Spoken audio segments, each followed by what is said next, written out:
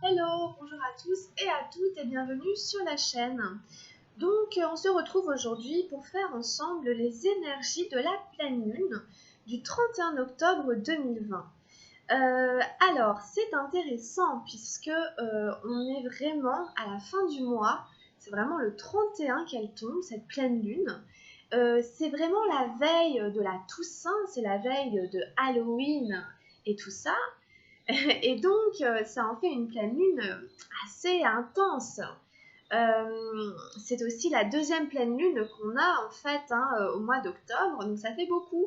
Ça fait beaucoup de pleines lunes, ça fait 2 pleines lunes. Donc, par rapport à cette fameuse pleine lune, elle est dans le signe du taureau. Elle est dans le signe du taureau et le soleil, lui, il est en face, il est en scorpion. Voilà. Qu'est-ce qu'on peut dire sur ça d'autre? On peut dire aussi que il y a un aspect avec la planète Uranus en taureau, entre la Lune, la pleine Lune et Uranus.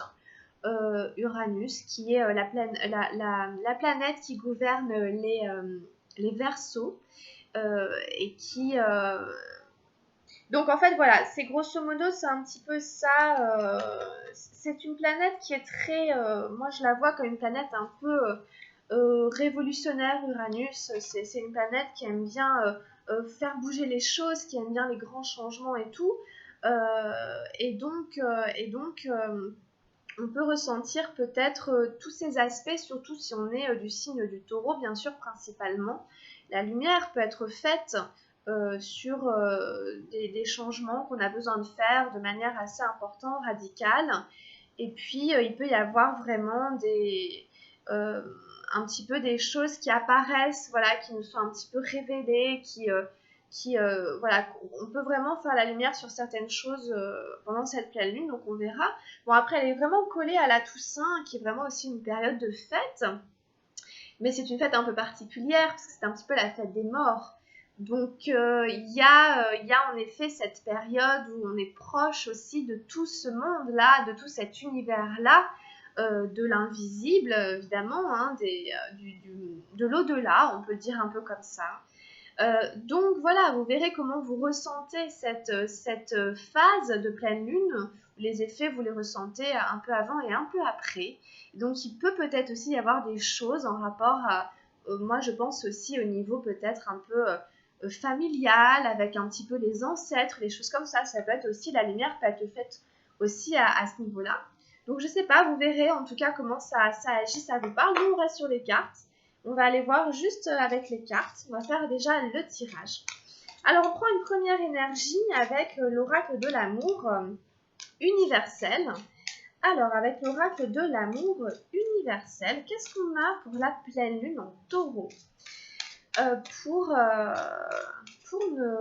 fin octobre, qu'est-ce qu'on a? On a l'éphémère. Très jolie carte. Ok, donc cette carte nous parle de tout ce qui est éphémère, que les choses ne durent pas, bien entendu, que les choses sont éphémères. On va aller jeter un œil au livret.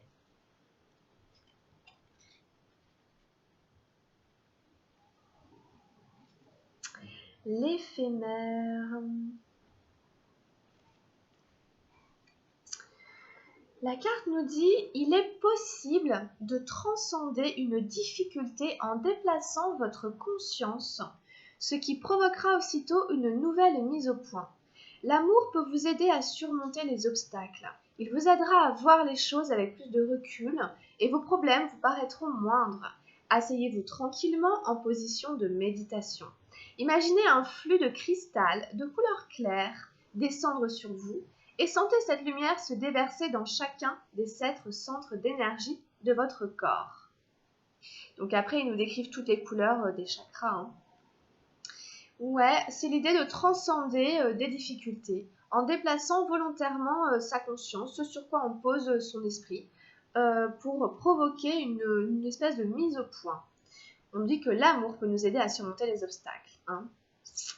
On nous invite à méditer, à faire un petit travail peut-être de méditation sur les différents chakras.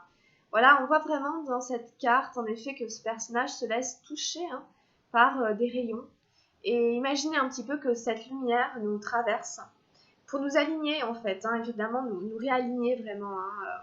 Éventuellement, ça peut être recommandé, pourquoi pas, de faire une petite méditation à cette période de pleine lune, en demandant aussi, en focalisant sur quelque chose, si on a une difficulté, un problème, un obstacle, afin de se réaligner vraiment par rapport à ça, et du coup peut-être de réussir à avoir une réponse, un éclairage qui nous vienne, parce qu'on comprend que la manière qu'on a de voir la situation ne nous permet pas d'avoir la réponse. Ok. Alors je vous mets sur la carte.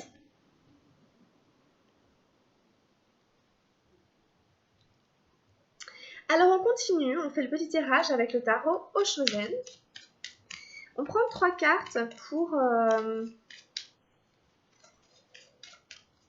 cette pleine lune.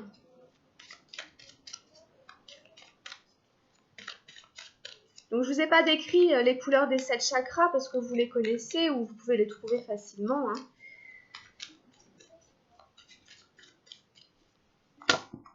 Alors, pour la pleine lune, qu'est-ce qu'on a avec le tarot Oshozen ?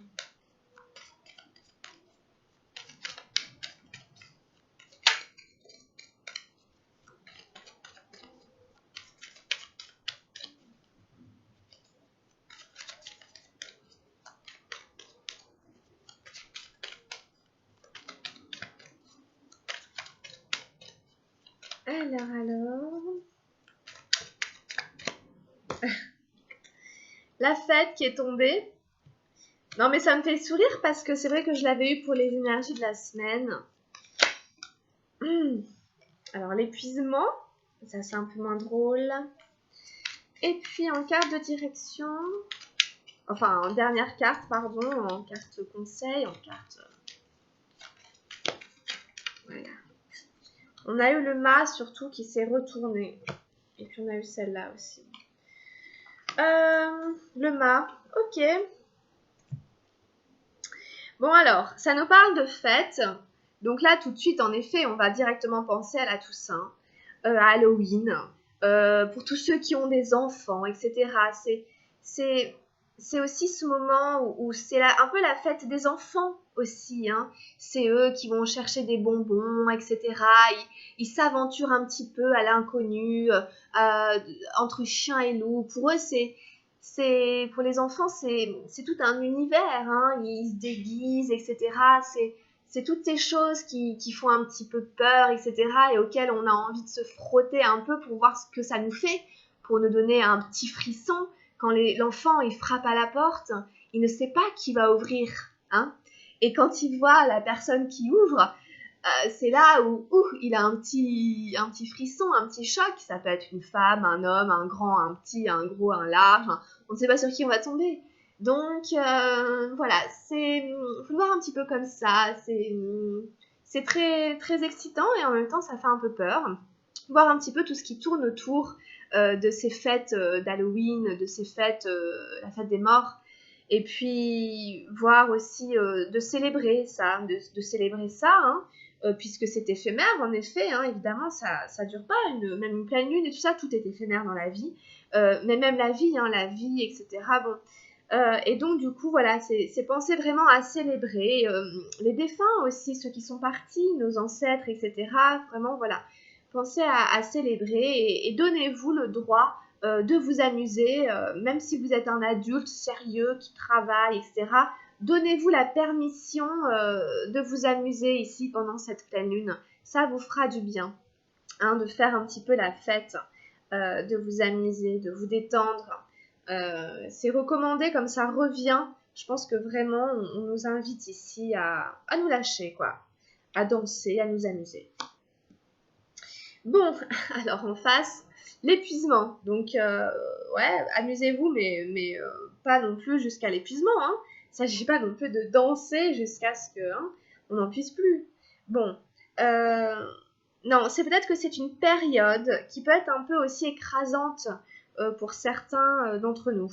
Euh, on peut être un peu éprouvé, en effet, en ce moment, non seulement par tout ce qui se passe au niveau mondial, avec le Covid et tout, et toutes les restrictions qu'on a, hein, et tout, mais aussi, voilà, d'un point de vue général, c'est plutôt ça, hein. On a un sentiment qu'on est vraiment fatigué, et même, il y en a certaines où ces fêtes peuvent aussi, en fait, fatiguer. Des fois, on n'a pas la tête à ça, vous voyez, il faut encore faire des efforts et tout, puis peut-être c'est pas facile avec, il y a le couvre-feu, etc., ça se prête pas vraiment vous voyez, bon, je sais pas. En tout cas, il y a une notion ici d'être vraiment un peu à bout de force pendant cette période des fêtes. Et je me dis, bon, festoyer alors qu'on n'a pas l'énergie pour, c'est pas évident. Donc ménagez-vous si jamais vous êtes fatigué. Et puis ne vous sentez pas non plus obligé de participer à la fête si vous n'en avez pas envie, si vous n'en avez pas l'énergie. Si vous n'en avez pas il faut avoir quand même un peu de force, hein, pour pouvoir aller s'amuser. Là, si on n'en a pas, bon bah voilà, c'est comme ça, hein. On laisse les autres un peu profiter, s'amuser pour nous, et puis bah nous, on prend du temps pour nous. Attention ici à cet épuisement qui est là, hein. Essayez de gérer la chose. Autant ça peut vous rebooster un peu quand même de vous amuser et tout, mais peut-être il ne faut pas que ça dure trop longtemps. Peut-être vous allez faire des compromis avec ça. Peut-être faire juste 1 heure ou 1 heure et demie et puis ensuite aller vous reposer. Ou voilà, attention à comment vous gérez ces phases ici entre les fêtes qui sont là et puis le côté je suis complètement KO. Il faut gérer ça, quoi. Et puis, on a le mât, la numéro 0. Donc, on nous annonce aussi une liberté ici, de prendre sa liberté, de ne pas vivre les choses de manière trop contraignante, hein. C'est aussi ça que ça nous dit. Tu es libre vraiment de faire ce que tu veux, de choisir vraiment ce que tu veux faire, ok? Vous pouvez choisir ici, hein. Le mât, il est libre de tout. Il ne s'embête de rien, hein.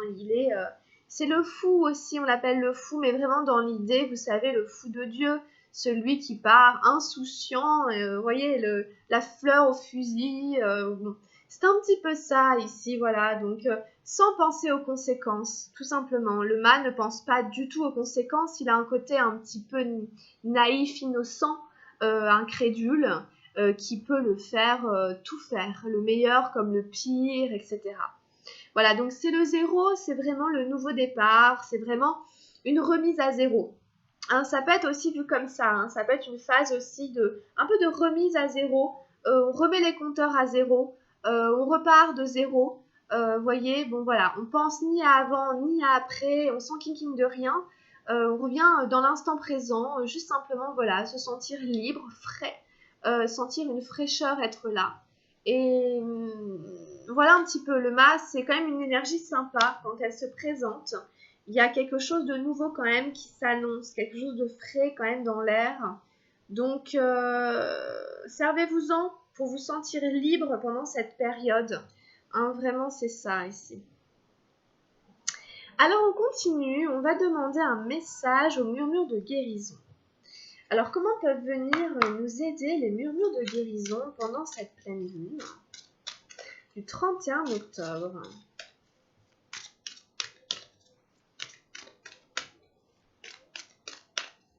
Je sais pas, par exemple, même si vos enfants vous disent « Viens, reste avec nous, patati patata », vous pouvez dire « Bah écoute là, moi j'ai besoin plutôt de ceci ou de cela ». Vous voyez, il n'y a pas de culpabilité à avoir. Vous voyez, bon, c'est à vous à vous sentir vraiment libre et faire vraiment comme le mât, hein. Alors, on a à recevoir la guérison qui est une énergie, c'est la numéro 1. Hein. Donc, il y a peut-être aussi des énergies de guérison qui vont se faire ressentir, sentir ou ressentir pendant cette pleine lune. Je pense que vraiment, il y en a aussi pour moi. Enfin, moi, je vois comme ça. Après, ça dépend de votre thème, hein, de votre thème de naissance, etc. Mais peut-être au niveau karmique et tout ça aussi, vous voyez, parce que toujours, bon voilà, ce qui est en lien un peu avec les ancêtres et tout ça, ça touche aussi toujours un peu le karma, etc. Donc, les enfants et tout, bon. Ça fait remonter pas mal de choses. C'est peut-être aussi une période où on peut demander à recevoir une guérison. C'est ce qu'on voit sur la carte. En fait, c'est se rendre disponible aussi à l'intérieur de soi, de reconnaître le besoin qu'on a, par exemple, de prendre soin de soi, de souffler, de se poser, d'être tranquille, sans culpabilité, sans... Vous voyez, c'est se l'accorder en fait, c'est créer cet espace en soi pour le recevoir. La première étape et la plus importante pour guérir est de savoir reconnaître votre besoin. Quand on vous demande comment vous allez, vous minimisez ce qui se passe en affirmant que tout va bien. Il vous est demandé d'accepter votre besoin de guérison.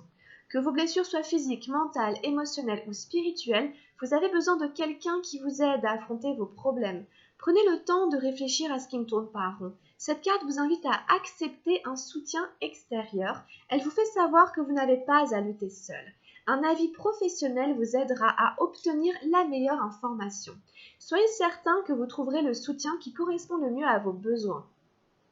Voilà, vraiment l'idée ici, c'est de ne pas être seul, de ne pas se sentir seul, d'aller chercher du soutien, que ce soit par un thérapeute, un ami, un professionnel, n'importe. C'est de reconnaître qu'on a besoin d'aide à un endroit et d'aller chercher cette aide-là. Et ce qui est beau dans la carte, c'est qu'on vous montre que l'aide est vraiment là et ne demande qu'à se donner à vous. C'est vraiment ce qui est représenté par l'ange ici, qui représente l'ange gardien, qui apporte le caducée de Mercure à ce personnage, à cet enfant ici, et qui dit, bah tiens, voilà, tu demandes, et bah je te donne, je t'accorde ça, je suis là pour toi, pour t'aider. C'est vraiment un symbole de guérison et le fait qu'il y a des aides qui sont là, qu'elles soient visibles, invisibles, et après, à vous aussi à aller les chercher, à les demander, à les accueillir, à reconnaître votre besoin à l'intérieur. On vous dit que vous ne serez pas seul dans cette épreuve. Ça parle aussi de la connexion à votre pouvoir supérieur. Voilà un petit peu pour cette carte ici. Donc à voir en fonction de ce que vous sentez, comment vous vous sentez dans cette pleine lune qui peut faire remonter des choses qui ont besoin éventuellement d'aide, d'un conseil extérieur, de quelqu'un qui soit là. Donc la personne est là, c'est pas compliqué. La personne vous dit mais je suis là, voilà, je suis là pour t'aider. Il y a quelqu'un, tu n'es pas tout seul. Donc ça c'est quand même plutôt sympa. On prend quelques conseils avec les portes de l'intuition. Quels conseils on aurait avec les portes de l'intuition? C'est toujours pareil, en fonction de nos signes, de notre thème de naissance et tout, on est plus ou moins touché, influencé par les énergies lunaires. Donc après, là c'est surtout les taureaux, je pense. Il y a les scorpions en face. Et puis les scorpions, c'est quand même leur anniversaire le mois prochain. Donc voilà. Alors, on a la force de conviction. Alors, votre foi et votre force de conviction ont besoin de s'enraciner au plus profond de vous et tout devient possible. On nous parle ici vraiment de foi et de force de conviction. On nous parle d'enracinement au plus profond de nous. C'est quand on manque de conviction, quand on dit non mais je suis pas sûre et tout, en fait là, on peut être certain qu'on va se planter. Vous voyez, c'est comme avancer en tremblotant et tout, ça peut pas le faire, on va se casser la figure. On a besoin ici de renforcer notre foi, c'est important. Je vais vous la lire.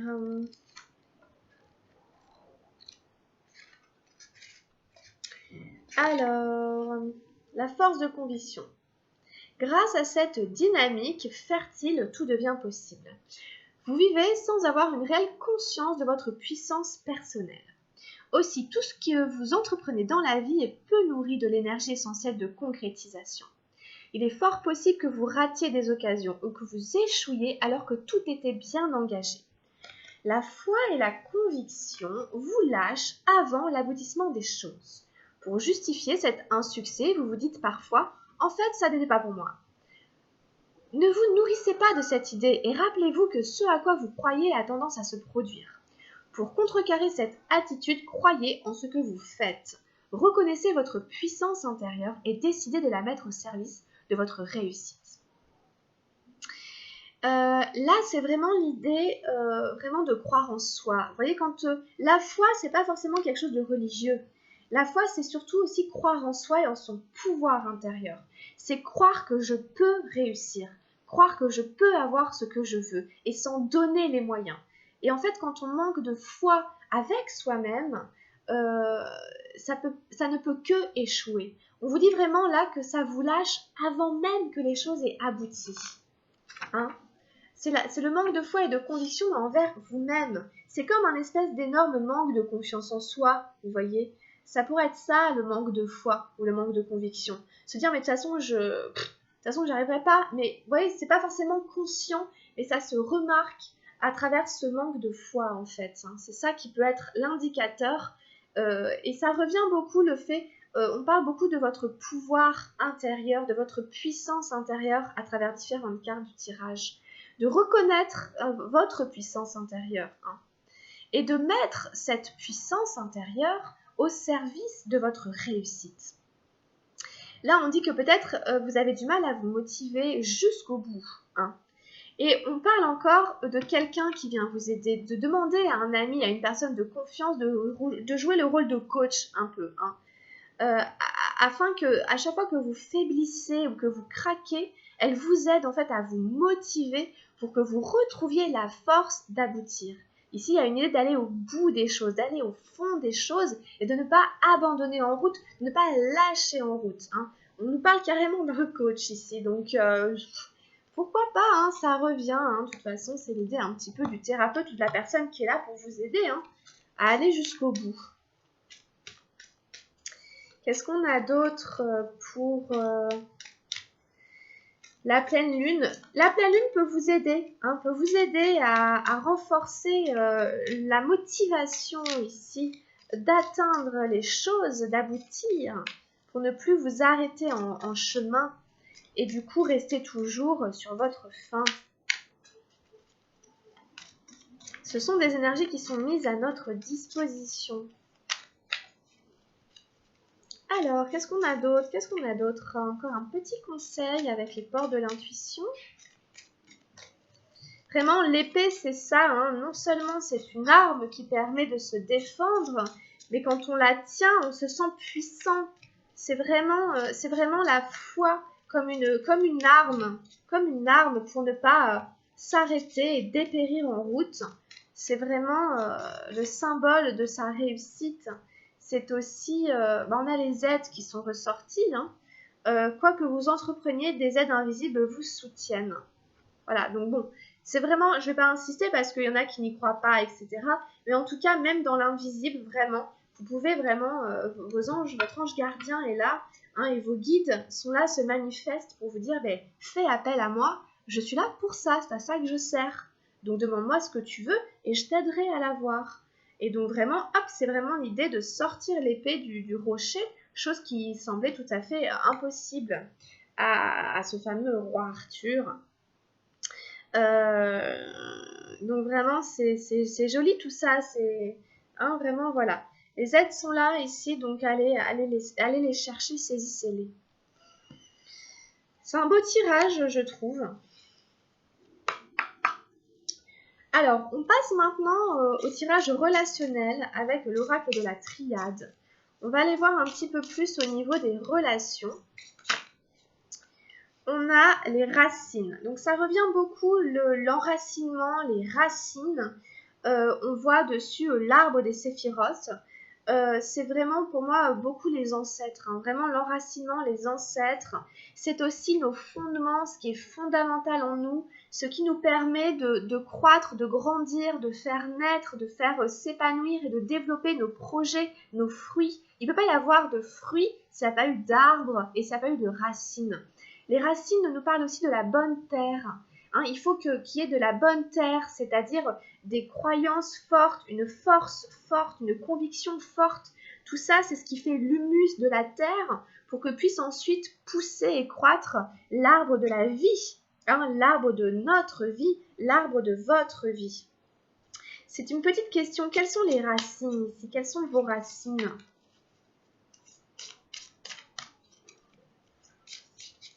Sur quoi reposez-vous vos convictions? Sur quoi faites-vous croître vos relations? Sur quoi reposent-elles? Quels sont aussi peut-être, voilà, au niveau transgénérationnel, quelles étaient les croyances de vos ancêtres, sur quoi ont-ils fait reposer leurs succès ou leurs échecs, etc. Ça fait penser un peu à l'arbre généalogique. Qu'est-ce qu'on a d'autre? La clé. Voilà, donc enracine-toi et tu trouveras la clé qui va t'aider à ouvrir, à te donner des conseils.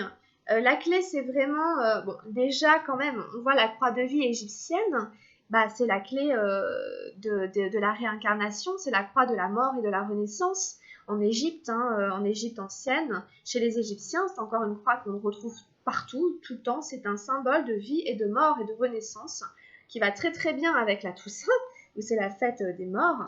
C'est la mort et la résurrection, ok.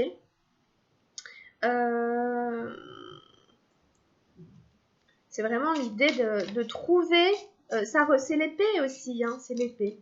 La clé qui ouvre la serrure de cette porte que l'on pensait fermée, quoi. L'âme. Magnifique carte, on retrouve un peu les ailes d'Isis, etc. Encore des symboles égyptiens.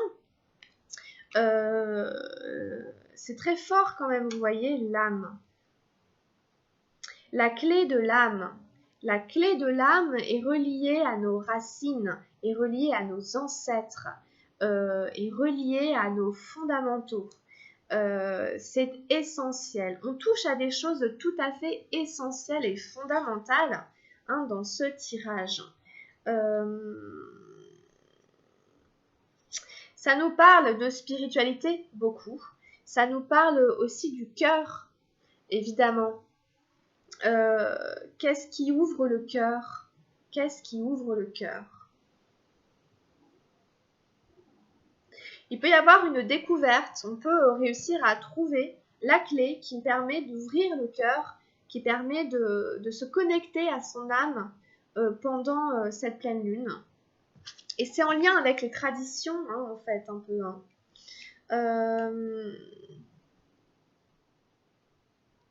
Oui, voilà, c'est vraiment les fondements, les traditions. Il faut que les choses s'enracinent dans quelque chose. Hein.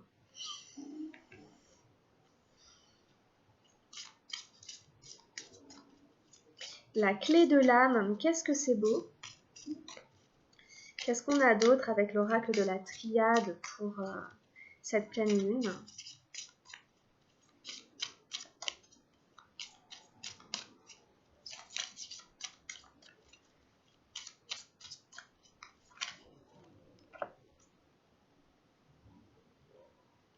On a l'équité.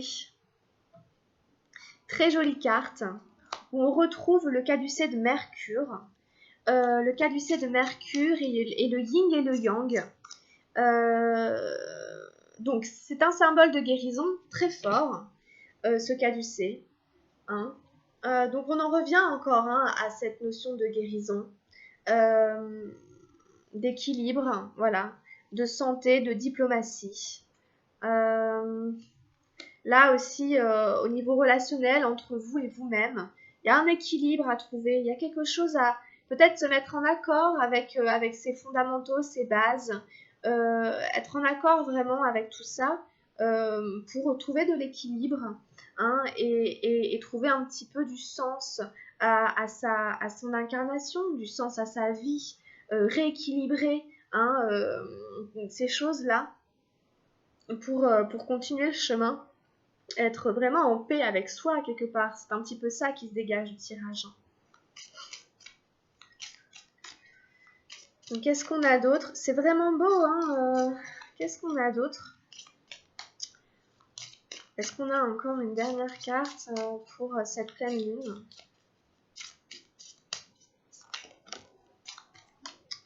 Il y a des choses autour de la santé un petit peu qui se dessinent, hein, un peu beaucoup. Oups. N'importe quoi, c'était la carte de...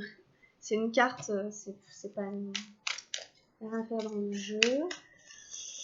Elle est sortie pour que je la sorte. Qu'est-ce qu'on a encore pour la pleine lune?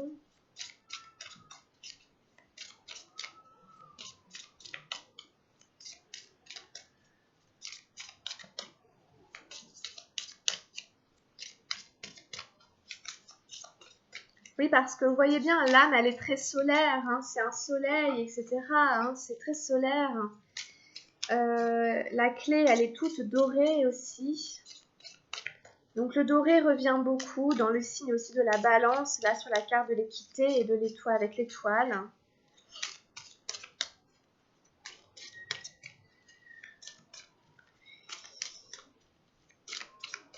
Alors, est-ce que j'ai plus grand chose là qui vient. Peut-être encore une ou deux.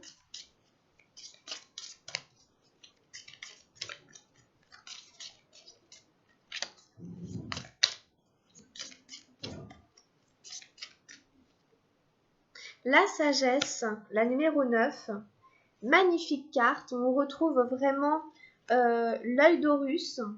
Hein, c'est vraiment en effet la sagesse, la connaissance, la foi, ça apporte la sagesse. Ouais, c'est vraiment, voilà, c'est vraiment beau, c'est vraiment dense ici. On nous parle d'honnêteté, hein, de bienveillance, de confiance, de bonté. Il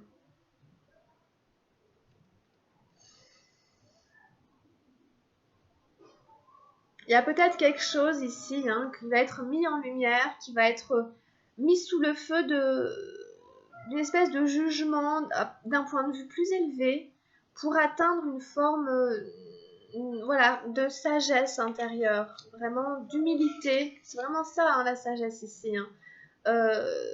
D'honnêteté, de bienveillance, d'érudition. Il y a des connaissances, en effet, des savoirs, des choses, des clés ici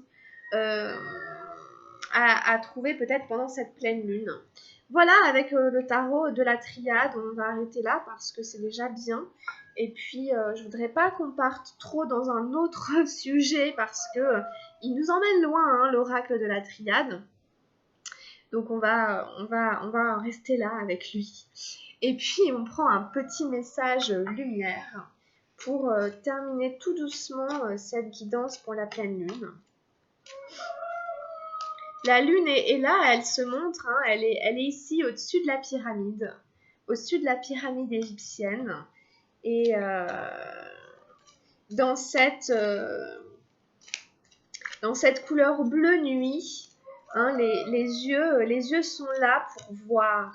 Hein, c'est vraiment là on voit quelque chose apparaît dans la semi-obscurité, encore un peu entre chien et loup. Quelque chose qui parle à l'âme, qui est une clé, qui nous permet d'ouvrir notre cœur à quelque chose de beaucoup plus harmonieux, de beaucoup plus équilibré, qui nous permet de faire la balance entre notre passé et notre but d'incarnation et notre réalité et notre réalisation par rapport à notre soi supérieur, empreint de sagesse, de bonté, de bienveillance et toutes ces choses-là. Allez, on va prendre une carte. On a la source de joie. Très bien. Je retrouve ma joie de vivre comme celle d'un enfant. Je ne laisse point les événements me ramener à la tristesse. Je m'accroche à la vie, à sa beauté. Je prends place en mon cœur et je retrouve mon sourire qui demeure digne de ma sérénité. Magnifique. On vous dit, hein, la joie de vivre comme celle d'un enfant. Laissez vous inspirer un peu les enfants là pendant cette pleine lune qui vous montre c'est quoi la joie de vivre. Ça vous permet de vous accrocher à la vie et à sa beauté. N'oubliez pas la beauté de la vie. Hein. Prendre place en son cœur, hein, pour retrouver son sourire qui demeure digne de sa sérénité ici. La source de joie. Voilà, on revient un petit peu à des énergies plus dans la fête et tout qu'on avait au début. Puis il y a des couleurs très douces, très rose, violette, bleu, tout ça. Donc mettez de la joie et du cœur dans cette pleine lune.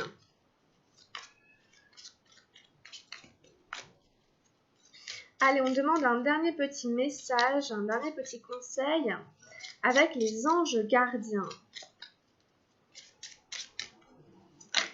Oh là, on a eu une prière qui est sortie. Alors, cher ange gardien, cette prière est pour toi. Quand je suis inquiet, aide-moi à me rappeler que seul l'amour est réel. Quand je suis perdu, aide-moi à retrouver mon chemin.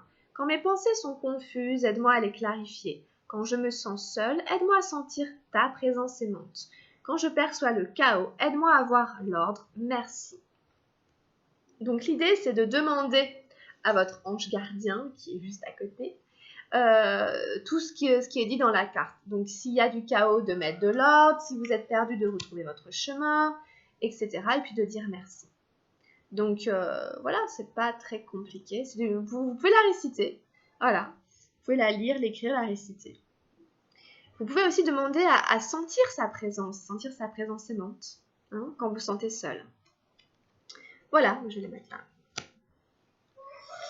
Ok, bah écoutez, on a terminé cette guidance, hein, les amis. J'espère qu'elle vous plaira. Voilà, n'hésitez pas à la liker si c'est le cas, puis à la partager si vous avez envie, et puis à vous abonner à la chaîne aussi si le cœur vous en dit aussi. Bah écoutez, je vous souhaite une très belle pleine lune du 31 octobre, et je vous souhaite aussi une très belle Toussaint, une très belle fête d'Halloween. Portez-vous bien et puis on se retrouve pour les prochaines énergies lunaires. Gros bisous, à bientôt, ciao.